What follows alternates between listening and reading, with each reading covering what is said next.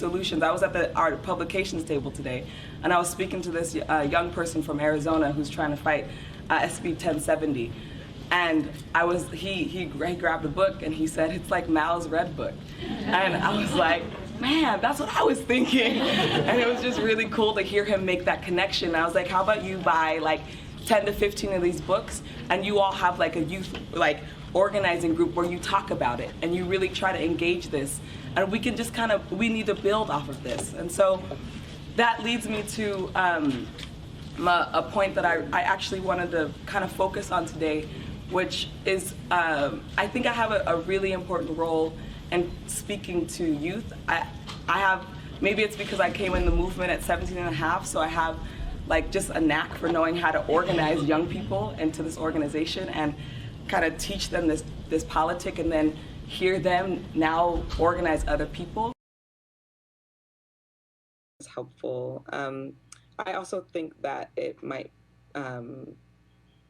I think of a lot of things. The first thing I think is that we actually do have an ideological frame. Myself and Alicia in particular are trained organizers. We are trained Marxists. We are super that's versed on sort of ideological theories.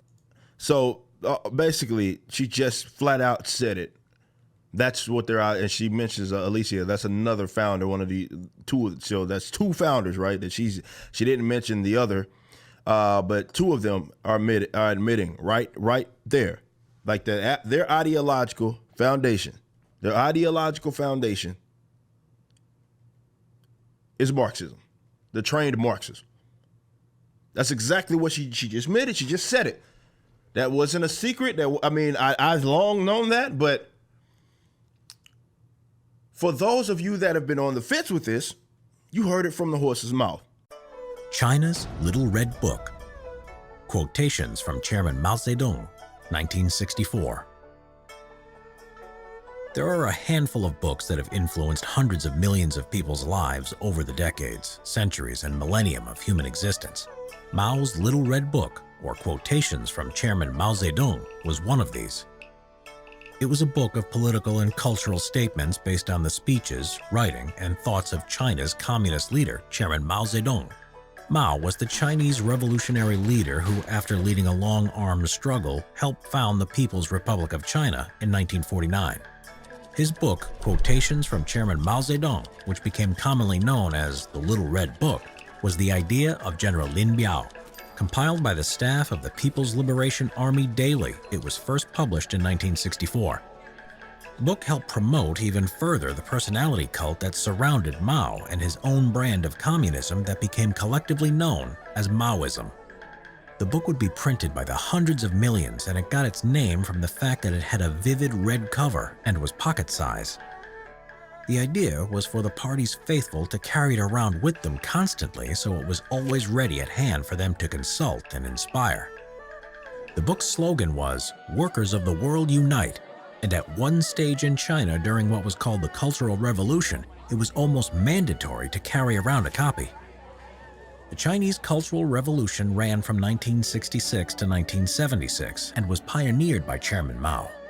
Its aim was to rid communist China once and for all of the devils of capitalism and imperialist Chinese traditions.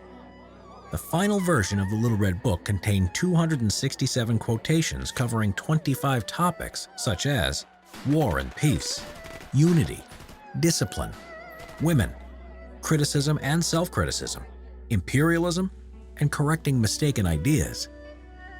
One section was on how to be a good communist and citizen, stating a communist must be selfless with the interests of the masses at heart.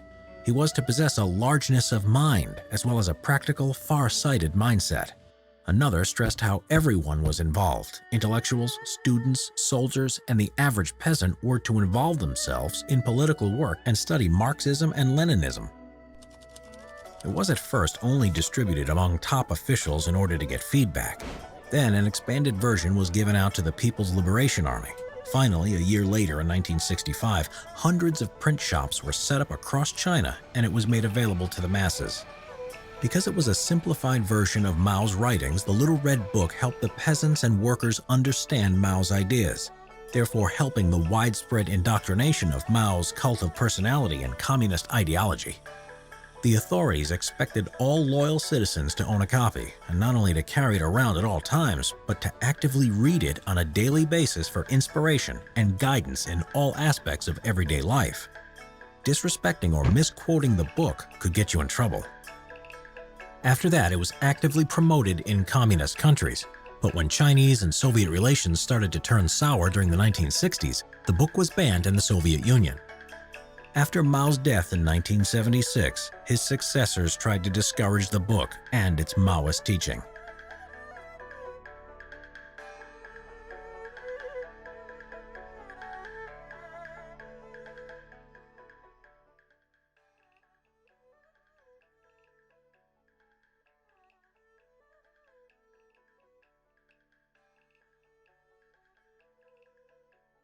With some of the things that are breaking out around the country, you're seeing that the people that are like they're running the asylum now in a sense, but that's partially because, you know, Democrats and mainstream leftists have fostered this. They've coddled these guys. They've protected these types.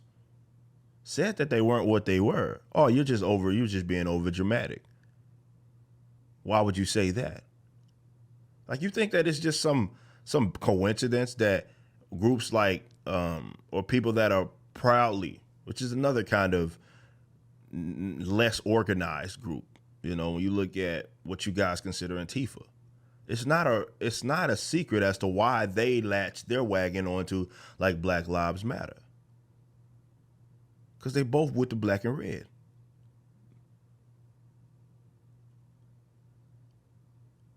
So a lot of you who have been signaling your pants off have been donating money to Marxists. And a lot of you guys are okay with that. That's fine. It's not fine, but you know, whatever. Some of you guys are proud. That's not necessarily who I'm actually talking about. I'm talking to some of you other guys who have been very dishonest, even going as far as to claim people are lying when they say that this movement is attached to Marxism. That's exactly what it's attached to.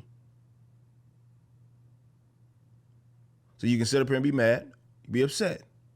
I gave it to you right from the horse's mouth. And like I said, that's not news. It's just got to update your resume, if you will. Show y'all that this is what it is.